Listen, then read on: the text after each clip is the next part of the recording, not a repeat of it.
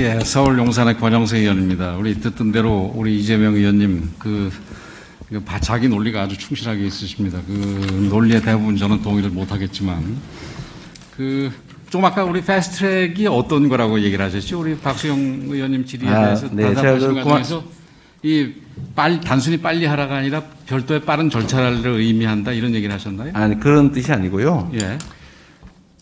빨리 하라고 10일 안에 안 하면은 제가 의원님이 내신 자료도 봤습니다. 10일 안에 답변을 안 하면은 동의한 걸로 간주될 수 있다는 문안을 써놨는데요. 아니 그게 아니라 패스트트랙은 우리 이재명 지사가 얘기하시는 패스트트랙은 뭘 말하는 거예요? 별도 절차를 말하는 거죠. 빨리 그렇죠, 하는 그렇죠. 행정 특례라든지 별도 절차를 말하는 저는 거죠. 사실은 그거 정도는 패스트트랙 부분에 대해서는 인정을 하실 줄 알아가지고 이걸 우리가 저게 안 만들어 왔는데 이게 지금 국토연구원 자료입니다. 국토연구원 자료. 여기 보면은 일반법이고 요게 패스트트랙이라고 얘기를 하는 산업단지 간소화 특례법의 절차입니다. 여기 우선 표를 보더라도 이거 우리 지사님 멀리 계셔서 안 보일 텐데 나중에 하나 보내드리겠습니다. 여기는 지금 산업단지 지정 요청부터 시작해서 산업단지 지정 고시까지 1년에서 2년이 걸리고 또 밑에 절차도 1년에서 2년 걸립니다. 이게 통상 절차입니다. 근데 여기 지금 저나 우리 박수영 의원이 얘기하는 산업단지 간소화 특례법 절차, 패스트트랙이라고 불리는 절차는 이렇게 간소하고 이 전체가 6개월밖에 안 걸립니다. 그럼 이게 패스트트랙이 아니면 뭐가 패스트트랙이겠습니까? 의원님. 요 자료를 내가 보내드릴게요. 네. 저희는 봉현 물류단지 나중에 답변을 해주세요. 봉현 물류단지 부분에 대해서 그냥 사기꾼이라고 얘기를 하시고 사기꾼의 사기행이라고 칭호를 하셨는데 우리가 사기꾼의 사기행에 대해서 우리 경기도에 와서 이재명 지사한테 이 바쁜 시간, 귀한 시간을 왜 쓰느냐. 바로 이런 금융 사기에 이 봉현 물류단지 같은 그 사업의 프로젝트의 추진이 일종의 장식품이 돼가지고 사기를 더 용이하게 이루어진 겁니다. 그 부분은 동의하시겠지요. 그죠? 그래서 이런 부분에 대해서 경기도라면은 제때 막아줬어야 되는데 그러지 못했다라는 부분이 있지 않나를 지금 저희들이 질문을 하는 겁니다. 그런 부분에 대해서는 당연히 질문을 할 수가 있겠죠. 그죠? 예. 근데 저희 최동욱 전 총장 이후에 그 문제 5월 11일 문서, 그거 저희들 검찰에 받은 거 아닙니다. 경기도 산하기관에서 받은 거지. 그러니까 그 부분도 또 오해 없으시기 바라겠습니다. 이게 지금 앞서 박수영 의원도 얘기하셨지만 이 지사께서는 굉장히 봉현 물류단지에 반대를 하셨고 그러다가 이제 입장이 서서히 좀 전체적으로 정부 입장까지 포함을 해서 바뀌는 것 같은데 이 지사님께서는 방금 전에 지금도 반대다 이렇게 얘기를 하셨는데 지금이야 반대할 수밖에 없지요. 옵티머스가 사기꾼으로 판명이 됐는데 어떻게 그걸 찬성하겠습니까? 더군다나 반대할 수 없죠. 그런데 이게 문제가 경기도에서 아까 산업단지 특례법 이 특례법을 태우질 않고도 사실은 진작에 끊었어야 될 이유들이 굉장히 많이 있습니다. 근데 그걸 안 끊고 이렇게 이어진 거는 이게 이해할 수가 없어요. 여기 산업단지 이게 지금 봉현 물류단지를 하려면 우선 땅이 있어야 될 거 아니겠습니까? 그죠? 그래서 광주에 채석장을 비롯해서 여러 필지에 땅이 있는데 그 땅의 등기부 등본이라도 한번 우리 공무원들이 보셨나 모르겠어요. 이게 저쪽 PPT에는 없는데 이게 문제 광주시 곤지암의 봉현 예산 154-1 이건 이 땅인데 그 중에 하나죠. 좀 큰 부분인데 이게 거봉산업이라는 데로부터 사가지고 이제 봉현 물류단지를 추진을 하는데 이 2019년 1월 15일에 이 거봉산업이랑 분쟁이 생겨가지고 거봉산업에서 매매계약 해제에 따른 소유권 이전 등기 말소 청구권을 행사를 하면서 처분금지 가처분을 합니다. 그러니까 이 소유관계에 문제가 생긴 거지요. 그뿐만이 아니에요.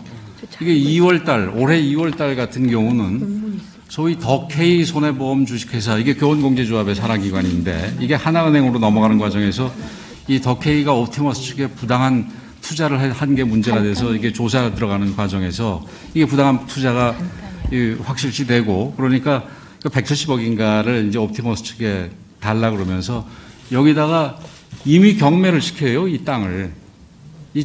봉현 물류단지 땅 전체가 지금 이게 임의 경매 신청에 들어가 있는 상황입니다. 법률가니까 잘 아실 거예요. 하나는 처분금지 가처분이 돼 있고 하나는 또 임의 경매까지 신청이 된 땅인데 그동안 정부 차원에서도 이게 경기도에서 했는지 제가 정확하게 않습니다만은 2월 달에 환경 영향 평가가 진행이 됩니다. 그동안 별 일이 없다가. 그러다가 4월 28일 날인가 신청이 들어가고 5월 8일 날 최동욱 전 총장을 만나고 5월 11일 날 소위 패스트 트랙에 따른 이 문서가 나갑니다. 거기 2주 내에 답변하라 안 나오면 이견 없다. 이것도 산업단지가 이 간수화 특례법에 다 들어가 있는 내용입니다. 그렇지요? 그래서 이 부분에 대해서 저는 최소한 이게 등기부 등본만 봤으면은 4월 신청이 들어올 때 신청 자체를 포기하게 하든지 신청이 들어왔을 때 경기도에서 잘라버렸어야 되지 이게 5월 11일 날 문서 시행할 일이 아니다라는 거지요.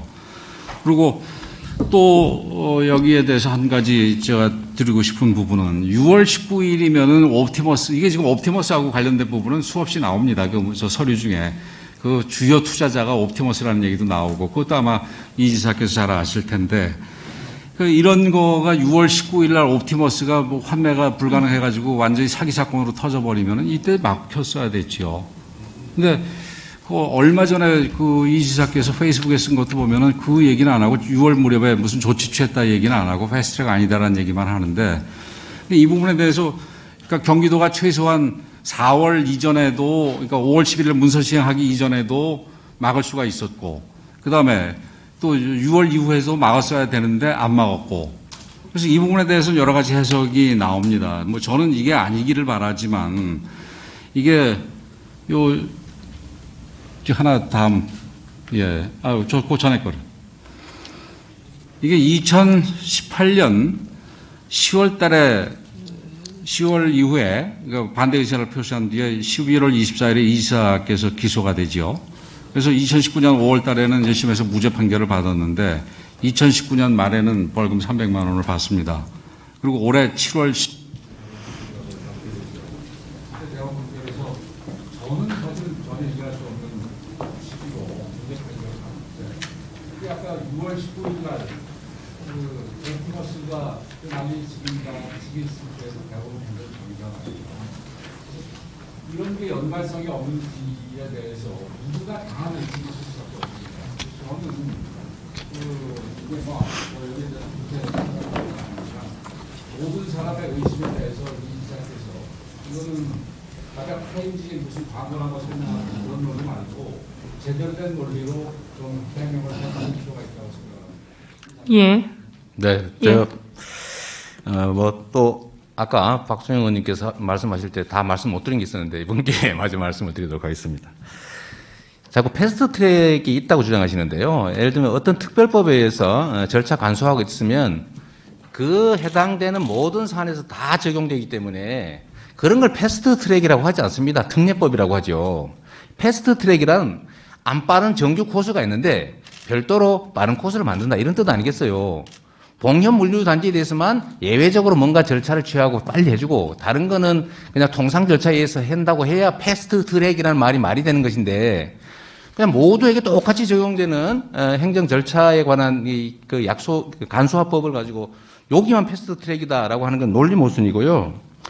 두 번째로 그 왜 10일 안에 대답하지 않으면은 동의한 걸로 간주한다는 조항을 썼냐 이런 말씀하시는데 네네. 그 언론 보도에 있더라고요. 그거는 법에 그런 규정이 있는데 혹시라도 만약 우리가 악의를 가지고 관련 기관들을 속이려고 한다면 그런 걸 안 쓰고 그냥 조용히 다 열흘 지나면 동의 간주 이렇게 해버리면 더 편한데 잠깐만요. 네, 굳이 열흘 안에 안 하면 그 법조문을 인용한 이유는 실기할 수 있으니까 반드시 의견을 내라는 취지로 한 것이고요. 봉현 물류단지에 대해서만 한 게 아니고 모든 관련된 물류단지 그 신청에는 다 똑같이 이렇게 카피해가지고 저도 말씀을 좀 드리겠습니다. 다 여기다 똑같은 위치에다가요. 언제까지 안 하면 의견 없으면 간주한다. 이거 다 모든 물류단지 서류에 똑같이 씁니다. 그러니까 이걸 가지고 봉현 물류단지에 대해서 특별한 적용을 한 거 아니냐 이런 의심은 타당치 않다는 말씀드리고요. 네. 세 번째로 땅 얘기 있지 않습니까? 땅. 그럼 저는 사실 어젯밤에 물어보셨다 해서 처음 알았는데 옵티머스가 관계된 것도 이번에 알았고요.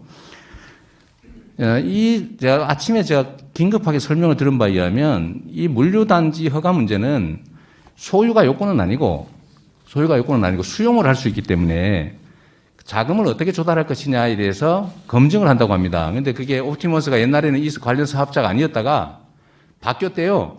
옵티머스 나중에 아마 참여한 모양입니다. 그래서 이 땅을 옵티머스 돈을 빌려서 사서 해결하겠다 이런 내용으로 다시 들어왔다고 해요. 그러니까 의원님께서 아까 보니까 마치 제가 뭐 재판 1심 기소된 이후에 뭐 엄청나게 관계된 것 같은 그림 그리셔가 자꾸 그러시는데 그거 너무 지나치신 거고요. 제가 이 일 때문에 입장을 바꿨다라고 오늘 이 자리도 아니고 언론에 보도자료 내신 것은 그거는 명예훼손에 해당될 수도 있습니다, 의원님. 그런 건 좀 안 해주시면 좋겠어요. 이거는 제가 안 한 부분에 대해서 지사님, 얘기를 하신 게 있어서 그 해명을 하겠습니다. 그 의사진행반으로 해명하겠습니다. 제가 그 2주 내에 답변을 해야 된다고 5월 25일까지니까 딱 2주죠. 그 부분에 대해서는 그 법에 있으니까 그건 뭐 당연한 거다 이런 얘기를 했는데 거기에 대해서 마치 제가 그 부분을 지적한 것처럼 그 장황하게 얘기를 하시는데 그건 사실이 아니고 그 잠깐 한 가지 더 말씀. 땅 부분에 대해서 돈이 하나도 없어가지고 돈을 못 갚아서 지금 다 압류되고 땅들이 이러는데 땅이 소유가 요건이 아니라도 돈 있으면 사면 된다? 돈 없어서 압류당하는 사람이 돈이 어디가 있어서 그 땅을 삽니까? 그럼 얘기가 되는 얘기를 하셔야지요. 자, 이상입니다. 예. 그 문제 제가 조금만 더 말씀드리겠습니다. 자, 제가 아까 말씀드렸다시피 6월 달에 무슨 옵티머스 사건이 터졌다는데 이 일은 이미 5월 달에 11일 날 보냈는데 26일 날 광주시가 안 됩니다. 도시계획 때문에 안 됩니다. 뭐 녹지 때문에 안 됩니다. 뭐 때문에 안 됩니다. 다 이미 와버려서요. 그때 5월 6일 날 와서 28일 날 보완하라고 보냈어요. 이거 광주시가 부동의하니까 보완해라. 보완이 되겠습니까? 광주시 입장을 바꿀 수 있겠어요? 그때 이미 다 이건 사실 거의 끝난 거예요. 근데 6월 달에 무슨 특별한 조치를 합니까? 예, 그 도지사님. 관계 있는지도 모르는데. 예, 아까 말씀하셨던 부분이라서. 도지사님 금방 다른 경우에도 10일 안에 이견이 없으면 동의한 것으로 간주합니다라고 하는 것이 특별히 법안에 들어있고 그렇게 네. 모든 공문을 보냈다는 공문을 의원님들한테 좀 다 네, 주십시오. 그렇게 하겠습니다. 네, 네. 예, 다 자료로 주면 그 부분에 관해서 저희들이 다시 참작하도록 하겠습니다. 예, 권영세 의원님 수고하셨습니다. 다음은 경기의정부시 을의 더불어민주당 김민철 의원님 질의해 주십시오.